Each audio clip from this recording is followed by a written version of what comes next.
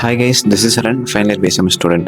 So என்சிஎஸ்எம்லேருந்து ஆயுர்வேதிக்கு ஒரு புது எலிஜிபிலிட்டி க்ரைட்டீரியா சொல்லியிருக்காங்க.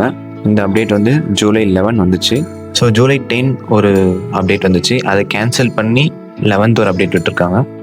என்ன அப்டேட் அப்படின்னு பார்த்தீங்கன்னா, நம்ம 12th வந்து பர்சன்டேஜ் கேல்குலேட் பண்ணுவோம். அந்த பர்சன்டேஜ் வந்து இப்போ வந்து கிடையாது.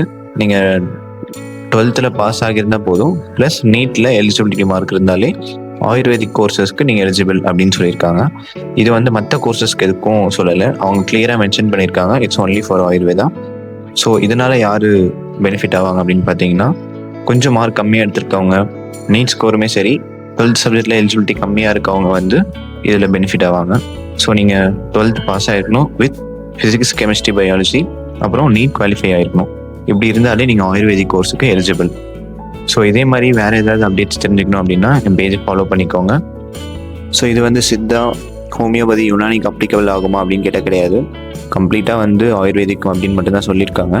ஸோ வேறு ஏதாவது அப்டேட்ஸ் வருதா அப்படின்ட்டு வெயிட் பண்ணி பார்ப்போம்.